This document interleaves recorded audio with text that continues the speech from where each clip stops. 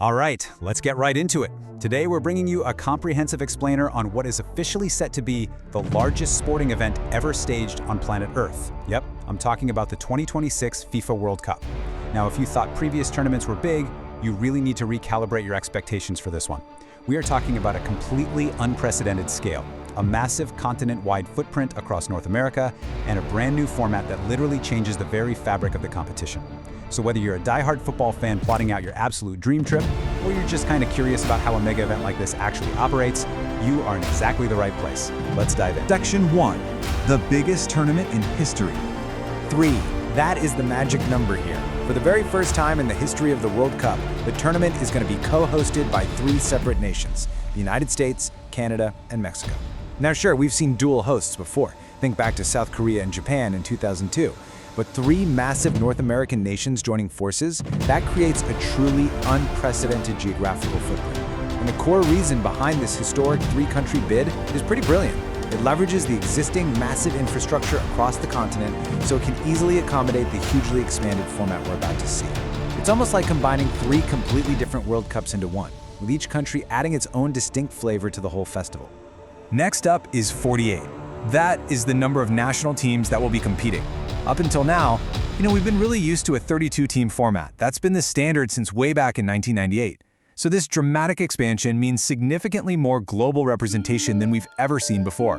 To put that into perspective, Africa will now have 9 guaranteed spots, and Asia will have 8. It completely opens the door for so many more fans around the world to see their home nations represented on the ultimate global stage. It fundamentally changes the entire dynamic of qualification. And well, because we now have 48 teams, it leads us to this frankly staggering number: 104. There will be 104 total matches played over a 39-day window, running from June 11th all the way to July 19th. I mean, just compare that to the 64 matches we saw in the 2022 tournament. That is an absolute marathon of world-class football. And for the fans, more matches means significantly more opportunities to actually get into a stadium, witness the drama firsthand, and experience the magic live. All right, Section 2, host cities and top venues. So, where is all this actually happening?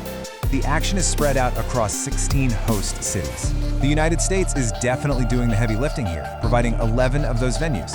In fact, the US is going to host 78 of the 104 games, and that includes every single match from the quarterfinals onward.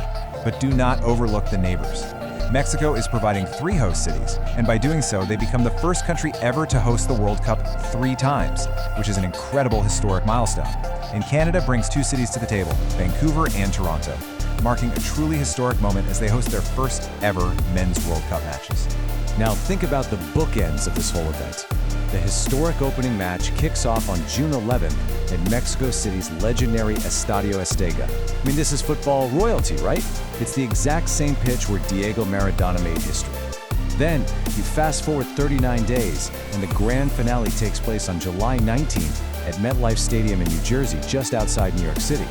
The contrast between starting in this deeply historic football cathedral and ending in an ultra-modern American megastadium perfectly captures the grand, diverse vibe of this entire 2026 tournament. When we talk about sheer volume, Dallas's AT&T Stadium is the absolute giant of the tournament. It's capable of holding around 94,000 roaring fans. Wow. It's also going to be the busiest venue, hosting 9 matches in total. Right behind it is the historic Estadio Azteca at over 87,000, and then the final venue, MetLife Stadium, holding over 82,000. When you just picture those numbers in your head, you really start to realize the unbelievable volume of humanity that's going to be converging on these cities. But it isn't just about raw size, it's really about the spectacle. Take Los Angeles' SoFi Stadium, for example. It's truly where football meets Hollywood. Fans traveling to this World Cup are going to experience an incredible visual juxtaposition. Think about it. One week you could be in a futuristic billion-dollar architectural marvel in LA, and the very next week you're standing on the historic, hallowed grounds of Monterrey or Mexico City.